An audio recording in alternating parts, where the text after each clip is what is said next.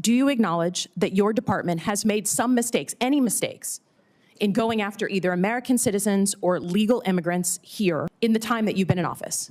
We have not deported any U.S. citizens Detained?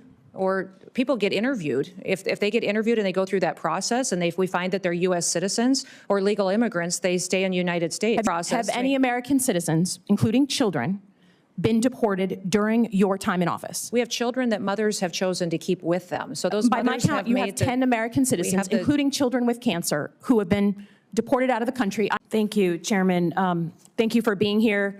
You know, Michigan's a border state, so we need each other. We have a very big bridge that's being inaugurated, ribbon cut in September. We need that to be fully staffed. We have a lot going on in Michigan as a northern border state, so we need each other. But what I'm concerned about is that you've taken the mandate to close off the border beyond going after, as you say, the, quote, most dangerous illegal immigrants. I'm a CIA officer. I work my entire life to protect the homeland. If someone's here illegally, they need to not be here. They've committed a crime by being here. They need to go back to wherever they're from. But my concern is that either through sloppiness or intent, you have gone far beyond going after the, quote, most dangerous illegal immigrants and gone into legal immigrants who were given the ability to be here, and even American citizens. And when I think about that, you know, there are lots of people in this country, including me, who have families who fled this kind of environment where they have no rights, where they have no due process, where they don't have habeas corpus. So while I'll be the first to say, coming from a state that was won by Trump, that there is a mandate to do something about the border, I think it is absolute dangerous overreach to go beyond that and start picking up American citizens and people who have the legal right to be here, lawful immigrants who have done everything right. So first and foremost, do you acknowledge that your department has made some mistakes, any mistakes, in going after either American citizens or legal immigrants here in the time that you've been in office? We have not deported any U.S. citizens detained?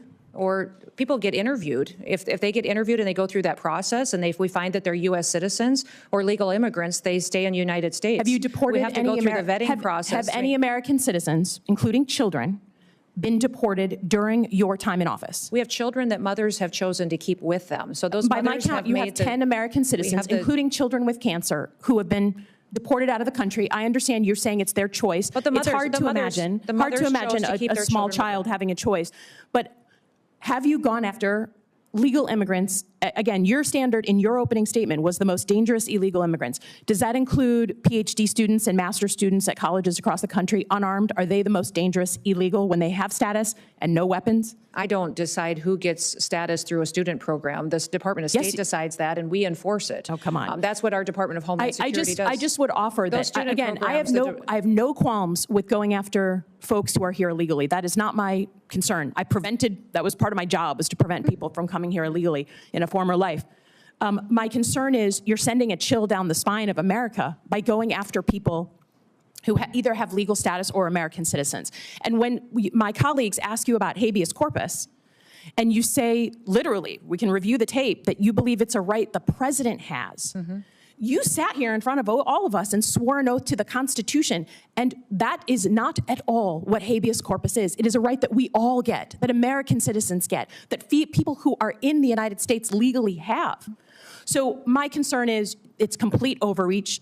I don't think American citizens, even those who voted for Trump, believe that you should be able to just grab someone off the street, sloppy, who has the legal right to be here, and certainly an American citizen. And I just am concerned that while you say you're going after the most dangerous folks, what you're actually doing is going after folks for political reasons, right? A PhD student that's unarmed is not at the top of the list. And we're not deporting U.S. citizens, and we're not deporting people who have legal status here. 10 American citizens have been deported. If the children have gone with their parents, it's because their parents wanted them with them. So let me ask you another question about cybersecurity. You know, you've cut $500 million from the budget. What specific programs are you cutting?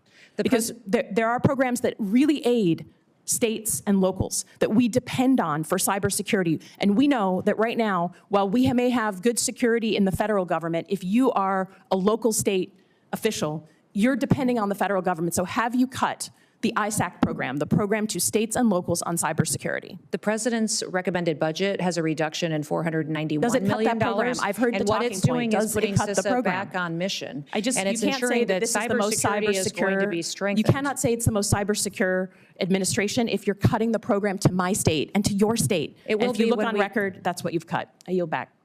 What we just witnessed between Congresswoman Elissa Slotkin and Governor Kristi Noem wasn't just another heated exchange in a hearing room.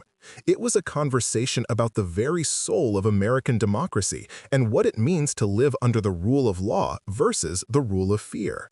Slotkin, with her background in the CIA and years of service in national security, isn't someone who downplays the dangers America faces.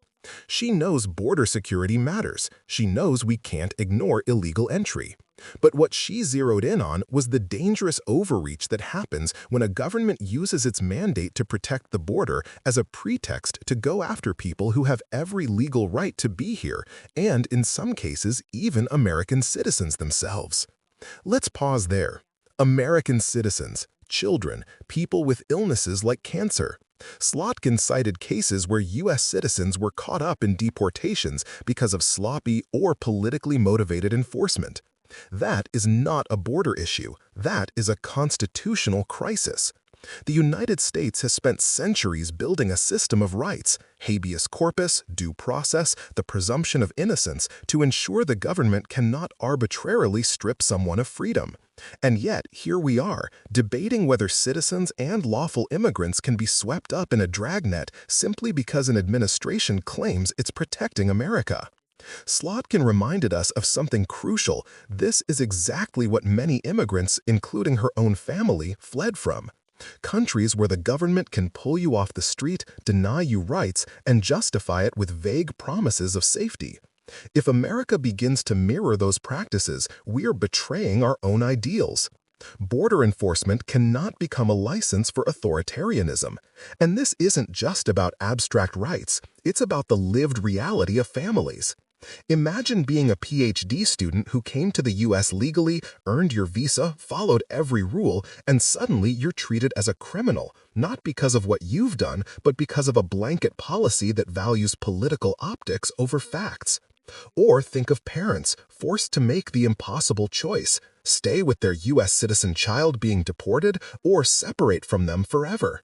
These aren't hypotheticals. These are real human consequences of overreach. Then came the second half of Slotkin's questioning, cybersecurity. While the administration brags about being the most cybersecure, it slashes nearly $500 million from programs that state and local governments depend on to keep schools, hospitals, and power grids safe from hackers. This is where Slotkin's interrogation cuts deep, because it exposes the contradiction of a government claiming strength while actively weakening the infrastructure that actually protects Americans day to day. It's easy to wave the flag of security, but true national security means defending every community from real, modern threats, and cyberattacks are one of the most pressing. What Slotkin did here wasn't just cross-examination, it was education. She forced the room and the American people to confront the truth. Strong national defense is not just about walls, not just about raids, not just about slogans. It's about protecting rights, safeguarding communities, and ensuring policies reflect both effectiveness and values. Because without constitutional rights, without functioning cybersecurity, what are we really defending? And that's why this moment matters. Slotkin peeled away the talking points and asked the hard question, are we really safer if our own citizens are caught in deportations?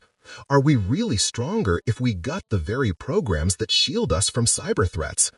Or are we just building a facade of security that leaves the foundations of democracy cracking underneath? For viewers, this is the takeaway. It's not enough to accept border security or cybersecurity as political slogans.